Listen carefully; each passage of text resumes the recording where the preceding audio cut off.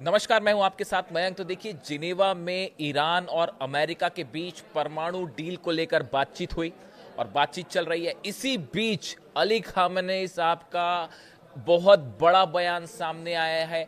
इस डील के बीच बातचीत हो रही है, इसके बीच अली खामेनेई साहब का बयान आया और उनके तीन बड़े बयान आए हैं। मैं आपको बताऊंगा। पहला बयान उन्होंने दिया है अमेरिका को लेकर। उन्होंने कहा, ईरान को खत्म करने का सपना देखने वाले खुद खत्म हो जाएंगे। ईरान में इस्लामी शासन था और हमेशा रहेगा। Iran supreme leader Ayatollah Khamenei says US will not be able to destroy the Islamic Republic. America कभी ईरान को खत्म नहीं कर पाएगा। यह उनका पहला बयान। दूसरा बयान उन्होंने दिया, द अमेरिकन्स कॉन्स्टेंटली से they have sent a worship towards Iran. Of course a worship is a dangerous piece of military hardware. However, more dangerous than that warship is the weapon that can send that warship to the bottom of the sea. देखिए, Ali Khamenei साहब ने कहा है कि America ने अपना worship भेजा है। अब्राहम लिंकन और जेराल्ड आर फोर्ड की बात कर रहे हैं कि अपना जो एयरक्राफ्ट कैरियर और वॉरशिप भेज दिए हैं। ठीक बात है, भेज दिए, खतरनाक है, लेकिन उससे खतरनाक वो हथियार हैं जो इनको समुद्र में डुबो सकते हैं। यानी सीधा संदेश है अमेरिका को कि आपके दोनों वॉरशिप्स जो हैं, एयरक्राफ्ट कैरियर, डुबो दिए जाएंगे। और ये सीधा संदेश दिया है खुद अली खामेनेई साहब ने, ईरान के सुप्रीम लीडर ने। देखिए, तीसरी बात जो उन्होंने दोहराई, the US president keep saying, ये अली खामेनेई साहब लिख रहे हैं डोनाल्ड ट्रंप के लिए, the US president keep saying that they have the strongest military force in the world. The strongest military force in the world may at times be struck so hard that it can not get up again. उन्होंने कहा कि America के राष्ट्रपति कहते हैं कि उनकी सबसे मजबूत मिलिट्री है, लेकिन कई बार दुनिया की सबसे मजबूत मिलिट्री को भी इतनी जोर से जो है हिट किया जाएगा कि वो दोबारा खड़ी भी नहीं हो पाएगी, दूसरी बार खड़ी भी नहीं हो पाएगी अमेरिकी सेना।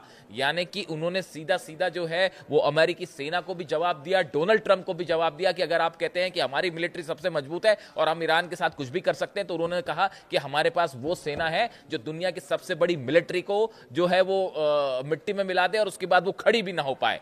यानी आप देखिए, ये बयान बहुत अहम क्यों है। जिनेवा में बातचीत चल रही है, उस बातचीत के बीच अमेरिका की तरफ से बार बार स्टेटमेंट आ रहे थे, बयान आ रहे थे, उसका जवाब दिया है अली खामेनेई साहब ने। और डील, बातचीत के बीच में जवाब देना अपने आप में एक बड़ा संदेश है कि आप डील चलती रहे, जो बातचीत चलती रहे, लेकिन ईरान को झुकाने का सपना देखना भूल जाइए, ये कोशिश बंद कर दीजिए। ये जो है संदेश दिया है अली खामेनेई साहब ने। अब देखिए, जिनेवा में क्या हुआ, मैं उसको बताऊं। आज जो बातचीत शुरू हुई उसके पहले क्या हुआ, बातचीत में क्या हुआ, इसके बारे में मैं आपको बताता हूं। देखिए, सबसे पहले ओमान के जो विदेश मंत्री हैं बद्र अल बुसैदी, इनसे ईरान के विदेश मंत्री अब्बास अराक्ची की मुलाकात होती है।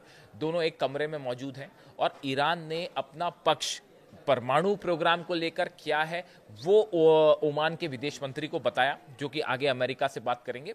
उन्होंने, ईरान ने, ये दोनों की बातचीत शुरू हो उसके पहले अलग से ओमान से बातचीत हुई। ईरान ने अपना पक्ष बता दिया और साथ ही ये भी बताया कि अगर किसी तरह की डील होती है तो उसके बदले में हम ये चाहते हैं तुरंत कि ईरान पर लगे सैंक्शंस हटाए जाएं, और उसका फ्रेमवर्क क्या होगा सैंक्शन हटाने का, वो भी ईरान ने सामने रख दिया है ओमान के जरिए।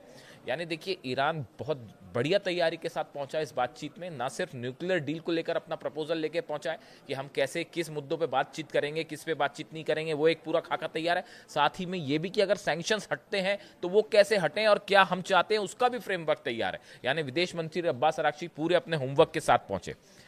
ये पहली मुलाकात हुई, यानी ये बातचीत शुरू होने के पहले की बता रहा हूं मैं। उसके बाद जो है स्टीव विटकॉफ और जेरेड कुशनर, जो कि अमेरिका की तरफ से बातचीत कर रहे हैं, इनका डेलीगेशन भी अलग से मिलता है ओमान के विदेश मंत्री बद्र अल बुसैदी से। और अमेरिका ने भी अपनी बातें सामने रखी, अमेरिका क्या चाहता है, किन मुद्दों पर बात चाहता है और ईरान से क्या चाहता है, वो बातें उनके सामने भी रखी गई। और उसके बाद फिर ईरान और अमेरिका की बातचीत शुरू हुई, और वो बातचीत डायरेक्ट नहीं है, वो बद्र अल बुसैदी जो है विदेश मंत्री ओमान के, उनके जरिए ये बातचीत हो रही है। यानी दोनों पक्ष अलग कमरे में मौजूद और उनका संदेश ले जाने का काम कर रहे हैं ओमान के विदेश मंत्री। यानी पहले दोनों ने अलग मुलाकात की, उसके बाद फिर ये बातचीत शुरू हुई। अब देखिए, इन बातचीत के बीच में, बल्कि इसके पहले, 4 बयान ऐसे आए जो कि बेहद अहम है, जो ये बताते हैं कि इस डील का अंजाम क्या होने वाला है, क्यों कहा जा रहा है कि ये डील का कोई नतीजा नहीं निकलेगा। देखिए, सबसे पहली बात तो अमेरिका के विदेश मंत्री मार्को रूबियो ने हंगरी की राजधानी बुडापेस्ट में ये बात कही कि ईरान के साथ समझौता करना बेहद कठिन है। ये बात ईरान के विदेश मंत्री ने कही है, मार्को रूबियो ने, कि ईरान अपनी बात से झुकेगा नहीं और उसके साथ बातचीत करना बड़ा मुश्किल है। दूसरी बात, ट्रंप की तरफ से बयान आया। ट्रंप ने जो है वो B-2 बॉम्बर वाली धमकी दे दी है। उन्होंने कहा अगर डील नहीं होगी तो नतीजे अच्छे नहीं होंगे। ट्रंप के एग्जैक्ट शब्द बताऊं मैं आपको, मैं उन वार्ताओं में अप्रत्यक्ष रूप से शामिल रहूंगा। वो कह रहे हैं कि जो बातचीत चल रही है उसमें मैं इनडायरेक्टली मैं भी शामिल हूं और वे बहुत महत्वपूर्ण बातचीत होगी। मुझे नहीं लगता कि वे समझौता न करने के परिणामों को भुगतना चाहते हैं। उन्होंने कहा कि ईरान जो है अगर समझौता नहीं करेगा तो उसके बेहद गंभीर नतीजे होंगे और ईरान नहीं चाहेगा कि जो है डील ना हो, ऐसा बयान ट्रंप ने दिया। शायद उसी का जवाब उन्होंने डील शुरू करने के पहले बयान दिया ट्रंप ने, तो अली खामेनी साहब ने जो है उसका जबरदस्त जवाब दिया। उन्होंने कहा कि इस्लामिक रिपब्लिक को खत्म करने के सपने जो है सालों से देखे जा रहे हैं और कभी खत्म हुआ नहीं। इस्लामिक रिपब्लिक हमेशा था और हमेशा रहेगा। इसके अलावा देखिए, अराक्ची साहब विदेश मंत्री जो हैं ईरान के, इनकी तरफ से जो बयान आया डील शुरू होने के पहले, मैं जिनेवा में निष्पक्ष और न्याय संगत समझौते को हासिल करने के लिए आया हूं। जो बात मंजूर नहीं है वह है कि धमकियों के आगे झुकना। ईरान के विदेश मंत्री अब्बास अराक्ची ने कहा कि हम सब चीज़ पे बातचीत करने के लिए तैयार है, बस हमें एक बात मंजूर नहीं है कि आप हमको झुकाने की कोशिश करेंगे तो वो हमें मंजूर नहीं है, हम किसी भी सूरत में झुकने वाले नहीं हैं। ये बयान महत्वपूर्ण। एक लिंडसे ग्राहम है जो कि ख्वाब देख रहे हैं, अमेरिका के सांसद हैं और ये ख्वाब देख रहे हैं बड़े समय से कि ईरान में जो है वो अली खामेनी साहब को सत्ता से हटा दिया जाए। ये पूरा जो प्लानिंग है बताया जाता उनकी है। उन्होंने कहा है खामेनी को जाना होगा, महीनों नहीं हफ्तों में तय हो जाएगा।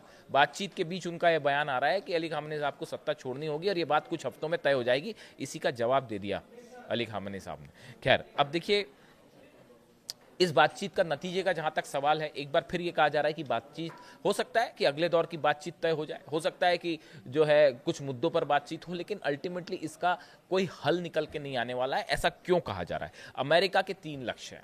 आखिर अमेरिका और ईरान क्या चाहते हैं? डील क्यों कैंसिल होगी कहा जा रहा है? पहली बात, परमाणु जहां तक मुद्दे का सवाल है, परमाणु मुद्दे पर ईरान और अमेरिका कुछ हद तक बातचीत आगे बढ़ सकती है। ऐसा माना जा रहा है कि अभी और भी बातचीत हो सकती है और परमाणु मुद्दे पर कुछ बात आगे बढ़ सकती है, लेकिन मिसाइल के मामले में ईरान किसी तरह की कोई बातचीत को तैयार नहीं है। सत्ता परिवर्तन वाली बात तो खैर सवाल ही नहीं उठता है, कहाँ से चर्चा में बात आ जाती है पता नहीं। लिंडसे ग्राहम जैसे कुछ लोग शायद इस तरह के बयान देते हैं डील के बीच में, इसलिए इस तरह की बात उठती है। किसी सूरत में सत्ता परिवर्तन नहीं होने वाला।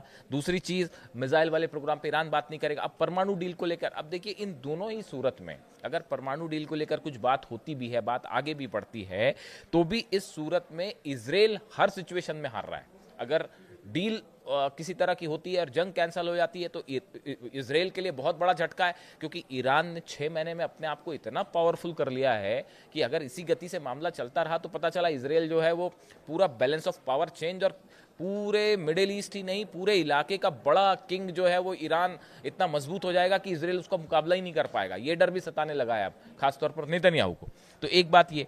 दूसरी तरफ, अगर किसी भी तरह से हालात बिगड़ते हैं तो तेल की कीमतें ऑलरेडी बढ़नी शुरू हो गई हैं। देखिए, हॉर्मुज में जिस तरह से इस बातचीत के बीच में हॉर्मुज में जिस तरह से बड़ी मिसाइल्स ड्रिल करी है, मिसाइल्स का प्रदर्शन किया है ईरान ने, और कद्र सीरीज की एक के बाद एक जो मिसाइल्स दागी जा रही हैं, पिछले 24 घंटे से 100 से ज़्यादा मिसाइल्स दाग दी है ईरान ने हॉर्मुज ने ड्रिल के नाम पे।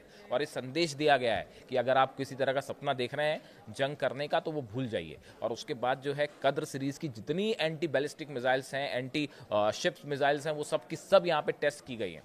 और ईरान की सेना ने भी बड़ी एक्सरसाइज की है और ईरान की तरफ से बड़ा बयान आया है कि जो है अगर किसी भी तरह का हमला होता है तो उसका वो जवाब दिया जाएगा जो पहले कभी नहीं देखा गया। यानी देखिए, दूसरी दौर में जिनेवा में जो बातचीत हुई, इस बातचीत से किसी तरह का कोई मुद्दा हल हो जाएगा या किसी लंबे तौर पर किसी समझौते की तरफ मामला आगे बढ़ जाएगा, इसकी संभावनाएं ना के बराबर है। हो सकता है कुछ दौर की और बातचीत हो, लेकिन फिलहाल यही माना जा रहा है कि ईरान ईरान अपने मुद्दों से कतई पीछे नहीं हटेगा और ईरान ने बात साफ कर दी है। और अब तो अली खामेनी साहब का भी डील के बीच में बयान आ चुका है और दोनों पक्ष जो है वो अब जंग के लिए तैयार है। यानी मामला एक बार फिर जंग की तरफ बढ़ता दिख रहा है और शायद आज की रात जो है वो बेहद अहम होने वाली है और शायद 24 घंटे के अंदर अमेरिका की तरफ से ये फैसला हो जाए कि जंग होनी है या समझौता होना है। इससे जुड़ा जो भी अपडेट होगा मैं आप तक पहुंचाऊंगा। Thank you so much. Involved in those talks indirectly, and they'll be very important. We'll see what can happen. It's been typically Iran's a very tough negotiator. They're good negotiators, or bad negotiators. I would say they're bad negotiators because we could have had a deal instead of sending the B-2s in to knock out their nuclear potential, and we had to send the B-2s. I hope they're going to be more reasonable. They want to make a deal.